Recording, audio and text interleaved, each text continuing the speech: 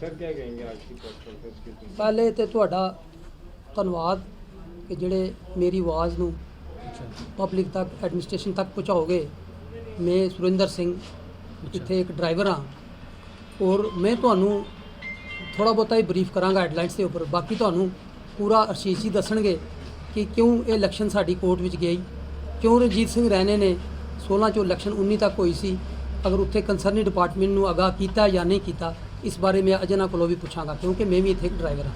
बाकी जो काम इत्थे यूनियन दे हो रहे हैं और इस विदाउट पार्किंग विच साडा अगे एक BPC का डिपू है जिहदे कोल 0 पार्किंग है, उस पार्किंग नूं रेगुलाइज कराना और एसेंशियल सर्विस को बहाल रखना। जिहड़े इत्थे टीम बैठी दी है सारा काम में कर सकती है। तुसीं ड्राइवरों को बाद बाइट भी लैके पूछ सकते हो कि इतनी जामिंग होंदी है और इत्थे steel authority, cement, BSF, CRPF, HPC, BPC, Indian oil काफ़ी रश रहिंदा है और काफ़ी सारे इत्थे हादसे अज तक मेरे ख्याल -0 हादसा इत्थे होया क्योंकि उसकी वजह यही है कि ड्राइवर अच्छा कोऑपरेट करते हैं। इस जामिंग तो जोड़ा माल लैके पूरे कश्मीर, पूरे लेह लद्दाख, चाइना बार्डर तक पहुँचाने। बाकी तुहानू मैं जरूर दसांगा कि कोर्ट विच कौन गया, क्यों गया, लीगल गया या इलीगल गया, वो तुहानू आशीष सिंह दसणगे। बाकी इत्थे जिहड़े यूनियन के 4 प्रधान पहले आए सन, क्योंकि मैं भी इस यूनियन का होल्डर मैंबर हाँ।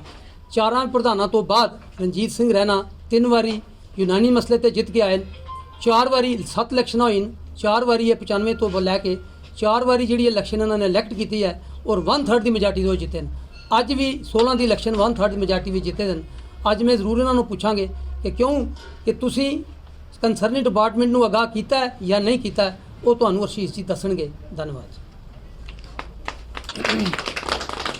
देखिए, मैं सबसे पहले आए हुए मीडिया कर्मी का धन्यवाद करना चाहूँगा।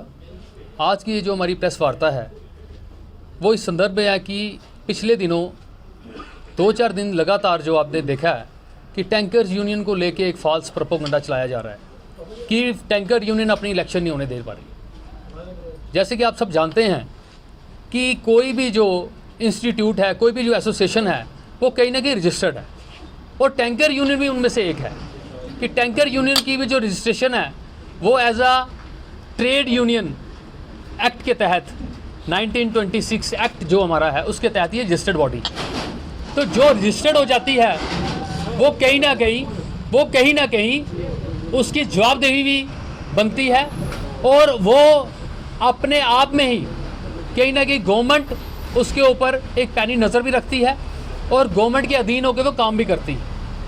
जब ये वाक़या हमारे सामने आया कि कुछ लोगों के द्वारा हमारे ऊपर एलिगेशंस लगाए जा रहे हैं कि ये टैंकर यूनियन इलेक्शन नहीं होने दे रही, मैं आपको बता दूं कि 2020-21 में हमारी इलेक्शन ड्यू हुई थी।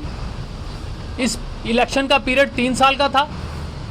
3 साल में हमारे प्रधान जी काफ़ी भारी मतों से जीत के इस कुर्सी पे बैठे थे, उससे पहले भी बैठते रहे। 2020-21 में जब ये ड्यू हुई, 20 में ही हमने ये एक लेटर DC ऑफिस में सबमिट करवा दी कि हमारी फ्री एंड फेयर इलेक्शन करवाई जाए। वो हमारे पास रसीद कॉपी हमारे पास अवेलेबल हैं, मीडिया को वो एनक्लोज कर दी जाएंगी। साथ एक चिट्ठी निकाली, उसके बाद एक चिट्ठी और निकाली। 2021 में कुछ एग्रीव्ड मेंबर्स कोर्ट का दरवाज़ा खटखटाया क्योंकि कोर्ट को जाने में सबका हक बनता है। कोर्ट के लिए किसी को मनाही नहीं है। किसको भी कोई अपने मुद्दे थे वो कोर्ट के ज़रिए हल कराने की कोशिश की। कोर्ट्स में जाके इस इलेक्शन को रुकवा दिया गया, वो भी हमारे पास कोर्ट की कॉपी अवेलेबल है। फिर 2022 नवंबर में भी एक केस और दायर किया गया, उसमें भी स्टे लेके आ गए ये लोग। फिर 2022 में इस केस के ख़त्म होते ही एक ऑर्डर निकला जिसमें DC जम्मू को इन्होंने रिटर्निंग अफसर बना दिया, कोर्ट की कॉपी अवेलेबल है। फिर 2022 नवंबर में भी एक केस और दायर किया गया, उसमें भी स्टे लेके आ गए ये लोग। फिर 2022 में इस केस के ख़त्म होते ही एक ऑर्डर निकला जिसमें DC जम्मू को इन्होंने रिटर्निंग अफसर बना दिया कोर्ट के आदेश के बाद, और ऑब्जर्वर नियुक्त किया गया कि टैंकर यूनियन की इलेक्शन करवाओ। 2022 में जब यह आदेश निकला तो DC ऑफिस ने फ्री एंड फेयर नोटिफिकेशंस निकाली और उसको कंडक्ट करने की तैयारी कर दी इलेक्शन।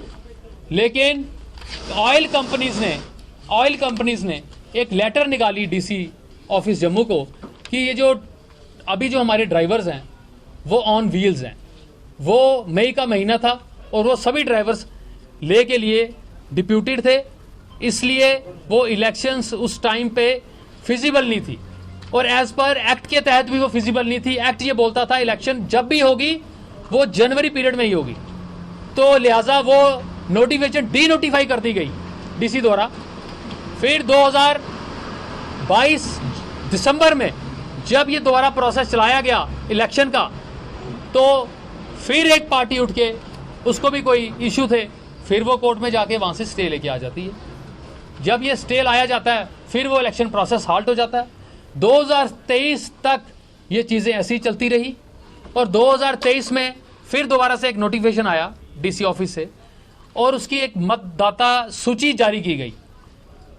कुछ मेंबर्स को वो मतदाता सूची सूट नहीं करती थी, फिर उस मतदाता सूची को जाके कोर्ट में चैलेंज कर दिया गया और फिर वो स्टे करा दिया गया। आज की डेट में टैंकर यूनियन की इलेक्शन तीरथ सिंह जो पिटिशनर है वो कोर्ट में जाके इसको स्टे करवा के रखा हुआ है, जिसकी तारीख 17 तारीख को है। उस तारीख में पता लगेगा कि इस केस का आगे क्या होगा। मैं आपके माध्यम से मैं आपको बता दूं, हमारा जितना भी कार्यकाल रहा है इस टैंकर यूनियन में वो फ्री एंड फेयर रहा है। हमारे पूरे ऑडिटेड रिपोर्ट सबमिटेड हैं डीसी ऑफिस में। हमारे पास पब्लिक नोटिसेस जो कि पेपर में हमने वाज़ाब्ता 6-6 महीने के बाद हमने निकाले हैं पब्लिकली कि किसी को भी कोई ग्रीवेंसीज है यूनियन के प्रति वो हमारे ऑफिस में आके हमारे साथ बातचीत करे या रिटर्न में हमें दे दे, वो दस्तावेज हमारे पास मौजूद है। हमारा आज यही मुद्दा था कि आगे ही बड़ा नुकसान हो चुका है जम्मू का, आगे ही ट्रांसपोर्टर्स को दर बदर की ठोकरें खानी जा रही हैं। आज क्या अन पड़ी कि रिकॉग्नाइज्ड जो हमारी बॉडीज हैं, जो हमारे ग्रुप्स हैं ट्रांसपोर्टर्स के, उनको तंग और परेशान किया जा रहा है। वो अपनी आवाज उठाने को रोडों पे आने के लिए तैयार हैं। ये काम पहले भी ऐसे ही होते थे। ये यूनियन को बने हुए 1990 में यूनियन कायम हुई थी। आज तक इस यूनियन के ऊपर एक रत्ती बरसा कोई इल्जाम नहीं है। क्यों हमारे ड्राइवर्स के ऊपर ऐसे इल्जाम लगा के ये प्रॉक्सी वार हमारे साथ खेलना चाह रहे हैं कुछ लोग, कुछ जो सत्ताधारी लोग हैं जो चाहते हैं कि हमारे ड्राइवर्स और हमारे ट्रांसपोर्टर्स 2 वक्त की मेहनत की रोटी ना खा सके। मैं आपके माध्यम से आज बताना चाहता हूं कि कोई भी टिप्पणी करने से पहले यूनियन इलेक्शन के ऊपर या यूनियन के ऊपर पहले 10 बार सोच लो और यूनियन से पहले संपर्क करके, हमारे साथ संपर्क करके, मीडिया वाले भी हमारे पास पूछें कि आपके खिलाफ ये ऐसी ऐसी बातें मार्केट में हैं, उसके ऊपर हमने कोई प्रेस वार्ता करनी है। क्योंकि ये सारा पलंदा, सारा मुद्दा सारा कोर्ट में है। जब ये कोर्ट के आदेश आएंगे, ऑनरेबल कोर्ट के आदेश सबको मानने पड़ेंगे, वो डीसी ऑफिस को भी मानने पड़ेंगे, हमें भी मानने पड़ेंगे। आज का हमारा यही मुद्दा था और हम सबको कहते हैं कि शांति बनाए रखो और पीसफुली और ईमानदारी और ऑनेस्टी से अपना काम करते रहेंगे। चाहे वो बॉर्डर के ऊपर फौजियों को तेल पहुंचाने की काम हो या हमारे पेट्रोल पंप के ऊपर भाइयों को तेल पहुंचाने का काम हो। सिविल सोसाइटी बिल्कुल अच्छा चेत रहे, क्योंकि ये एसेंशियल सर्विस है। इसको हार्ड करने की किसी की कोई जिम्मेदारी नहीं बनती और किसी का कोई ऐसा उसके ऊपर कोई भी बात अगर आएगी उसके लिए जिम्मेवार वो खुद शख्स होगा ना।